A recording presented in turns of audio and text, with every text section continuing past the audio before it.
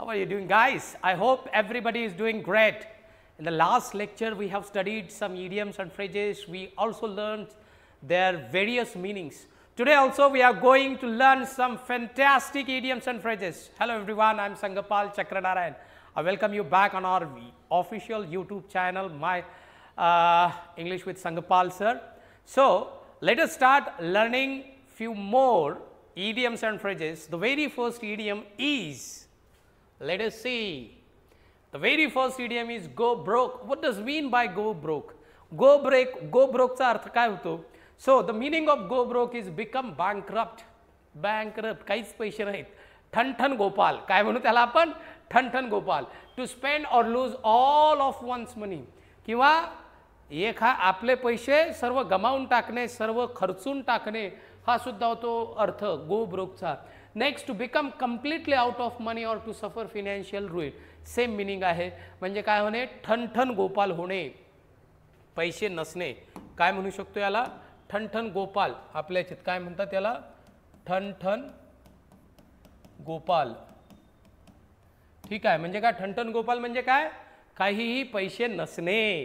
काय असणे? पैसे नसणे.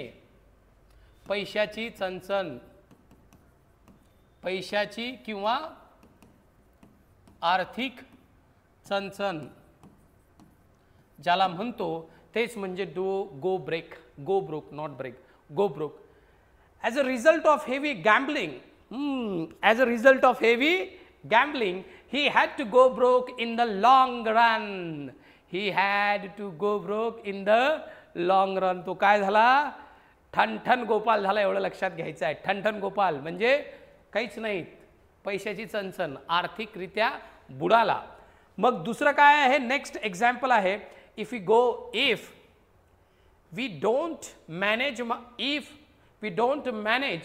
not my expenses, it should be our expenses. If we don't manage our expenses carefully, we'll go broke before the end of the month.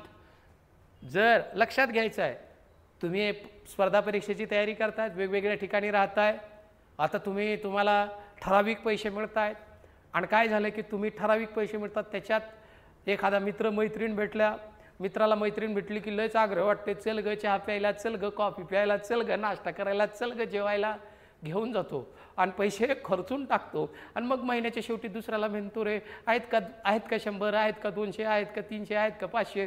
म्हणजे काय? He went broke. म्हणजे काय? He went broke. म्हणजे काय झालेला आहे? तो ठणठण गोपाल झालेला आहे, एवढं लक्षात घ्यायचं असं आपण म्हणू शकतो. If we don't manage our expenses carefully, we'll go broke before the end of this month. आपण महिना संपायच्याच आधी ठणठण गोपाल होऊ, असा त्याचा काय होतो? अर्थ होतो. I hope everybody is getting it, the meaning also. Now let us move on to the next one.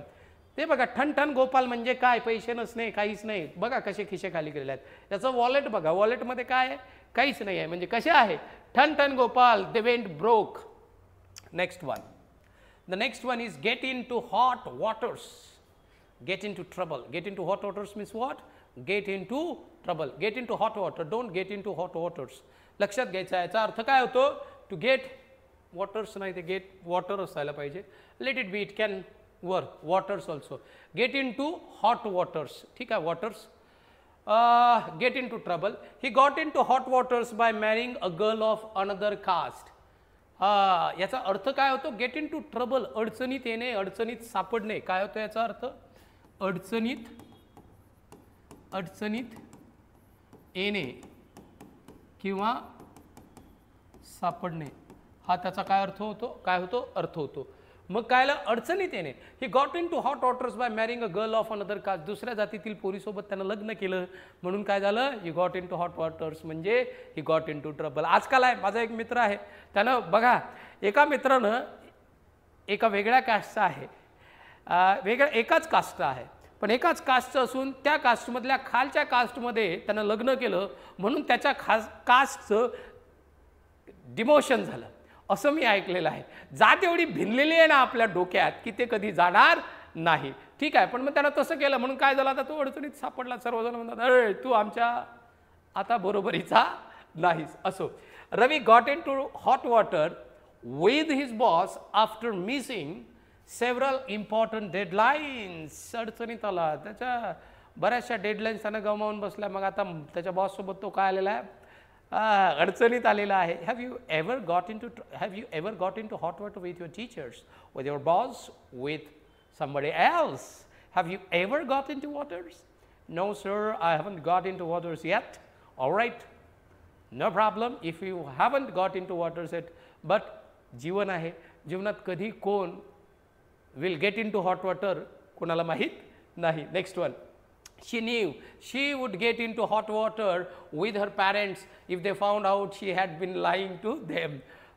काही पोरी असतात खोटं बोलतात, पॅरेंट्स समोर करून कुठं आहे अभ्यासिकेत आहे, कुठं आहे अभ्यास करते, कुठं आहे क्लासमध्ये आहे, फोन कट करते आणि वास्तविकतेत काय करत असते ही, बाहेर मित्रासोबत किंवा तिच्या मैत्रिणीसोबत काहीतरी टाइमपास करत असते. That means she is lying to her parents.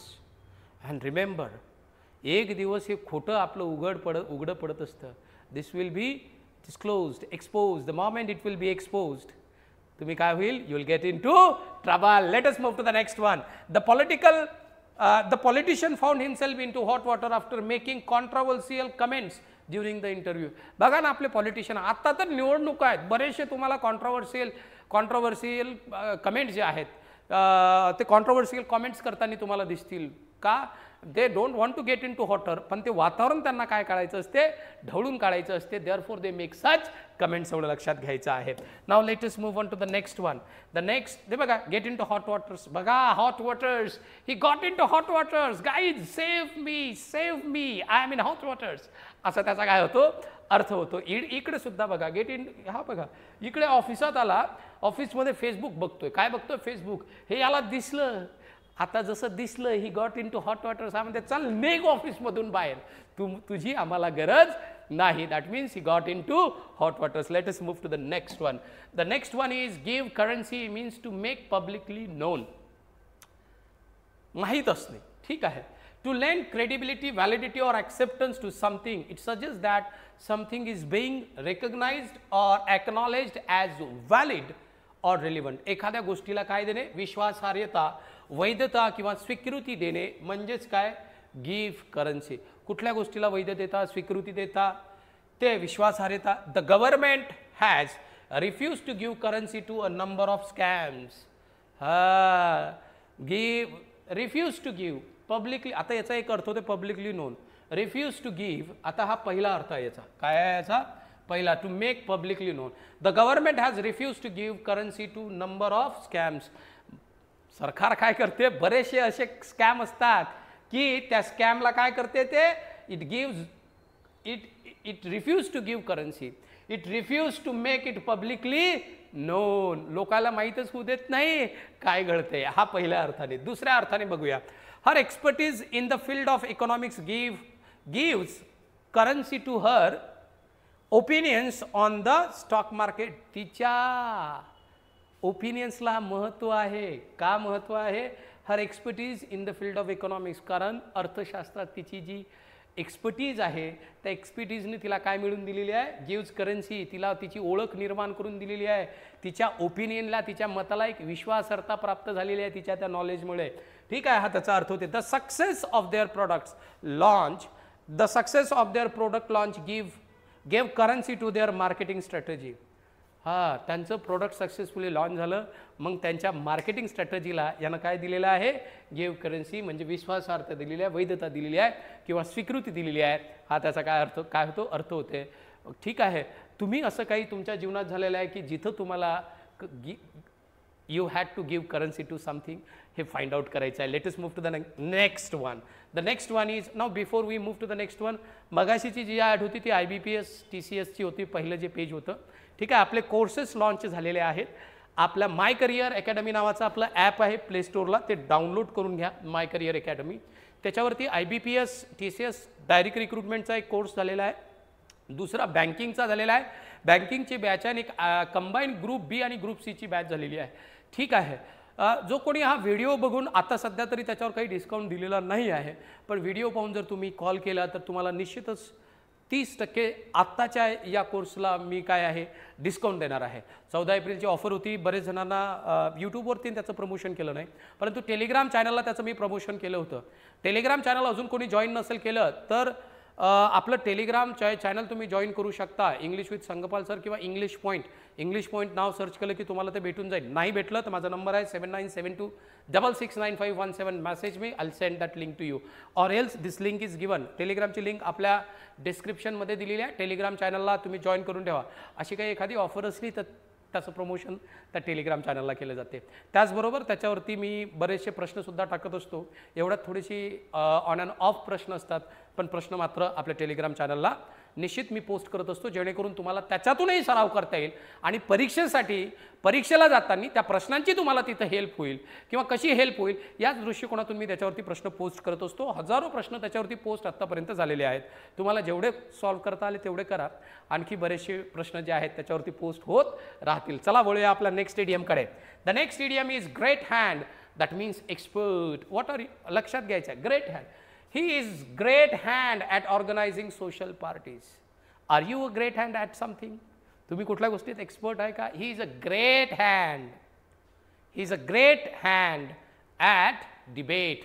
He is a great hand at debate. म्हणजे डिबेटमध्ये तर कसा आहे तो एक्सपर्ट आहे एवढं लक्षात घ्यायचं आहे. He is a great hand at languages. म्हणजे भाषेत कसा आहे तो एक्सपर्ट आहे हा त्याचा काय होतो अर्थ होतो. बघून घ्या. He is great hand at organizing parties, right? He's great hand. He's a great hand at solving the mathematical problems. He is expert in solving the mathematical problems. असं त्याचं होतं mathematical problems. I hope you are getting it. Next one, great hand. त्यानंतर get down to brass tacks means to deal with the matter straight. मी ज्या वेळेला लेक्चरची सुरुवात करतो I get down to brass tacks directly. I get down to brass tracks. Me direct जे मुद्द्याचं आहे मुद्द्याचं बोलणे. काय होते मुद्द्याचं बोलणे.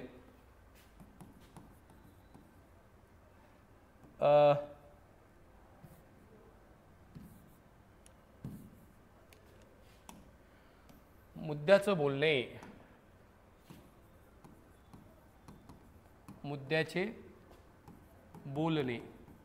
मुद्द्याचं काय आहे. मुद्द्याचं बोला. मुद्द्याचं बोलणं म्हणजेच काय get down to brass tack. कामावर चला काम सुरू करू. चला मुद्द्याचं काम करू. मुद्द्याचं बोलू म्हणजेच get down to brass tacks. Instead of wasting time in discussion please get down to brass tacks. हे बोलण्यात वेळ घालू नका. कामाला लागा. मुद्द्याचं बोला किंवा कामाला लागा. ठीक आहे. गेट डाऊन मुद्द्याचं बोला. ठीक आहे. यांनी काय म्हटलं instead of wasting time in discussion चर्चा नका करू. मुद्द्याचं बोला. जे आहे ते चर्चा करायला बसलो मुद्द्याचं बोला. To deal with the matter straight. जे काही आहे काम आहे कामाचं बोला. मुद्द्याचं बोला. काम करा. हा त्याचा काय होते अर्थ होतो get down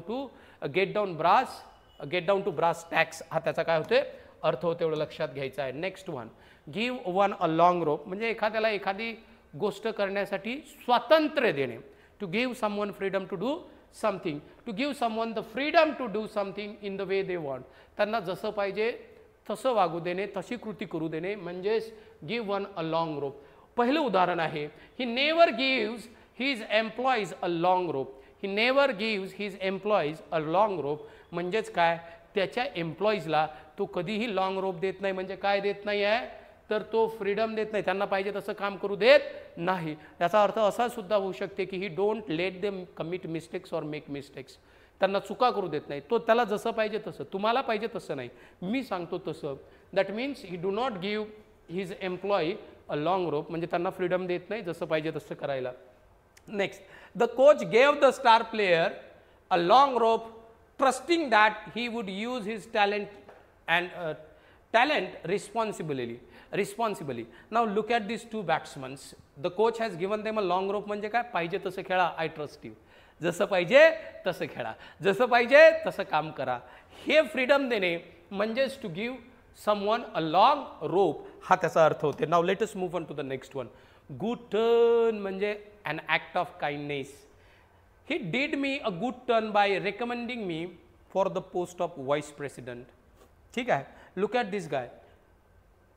He did a good turn to this lady. He did a good turn to this lady. Can you see that? They are doing their good turn to someone else. लक्षात आलंय? I hope you got. Have you ever done a good turn to anyone? Have you ever done a good turn to anyone? If you have, comment it. Let us move on to the next one. Next one आहे hold water. Next one काय आहे hold water, sound tenable, reasonable.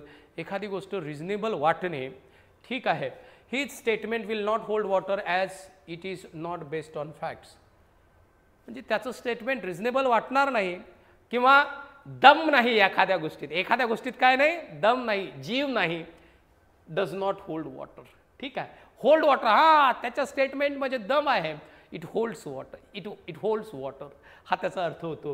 म्हणून हे statement will not hold water as it is not based on facts. फॅक्ट्सवर त्याचं statement नाही आहे म्हणून त्याच्या मताला, त्याच्या स्टेटमेंटला काही किंमत असणार नाही. होल्ड वॉटर म्हणजे बोलण्याला किंमत असणे. डज नॉट होल्ड वॉटर म्हणजे त्याच्या बोलण्याला किंमत नसते किंवा एखाद्या गोष्टीला किंमत नसते, हा त्याचा काय होतो, अर्थ होतो. नेक्स्ट वन आहे hang together. Hang together, what are they doing, look at them. To support one another in difficult time. Are they support, घे बघा तिघं, इथं गॅप निर्माण झालेला आहे, इकडे आणण्यासाठी याने हात दिलेला आहे. पण आता नाहीतर याला ना घ्यायच्या नादात हा पडू नये म्हणून याने याला हात दिलेला आहे. दोघंही जाऊ नये म्हणून याने सुद्धा याला काय दिलेला आहे, हात दिलेला आहे. That means they are hanging together. मग दे टू सपोर्ट वन अनदर और टू स्टे युनायटेड और cohesive specially during difficult times और चॅलेंजिंग सिच्युएशन. चॅलेंजिंग सिच्युएशन किंवा डिफिकल्ट टाइम्समध्ये एकत्र राहणे म्हणजेच टू हँग टुगेदर. मग इथं उदाहरण आहे, the two statements deliver by the leader of the party do not hang together. म्हणजे एकमेकाशी they do not support one another असं सुद्धा होऊ शकते. Statement do not support one another. So you should hang together in difficult times guys. Remember, हा त्याचा काय होतो, अर्थ होतो. I hope you got it. Now let us move to the next one. Okay, I think that was the last idiom for the day, of the day, not for the day, of the day. That was the last idiom of the day. Here I conclude my words. आणि again मी असं म्हणेल की जर lecture आवडत असेल तर do subscribe, do like, make a comment. If you do have any suggestion you can write it down in a comment box. I'll certainly read your comments. आणि काही जर वाटलं मला की त्यातलं मी घेऊन तुम्हाला देऊ शकतो तर I will certainly give it to you. Alright guys, so see you in the next lecture. Thank you very much.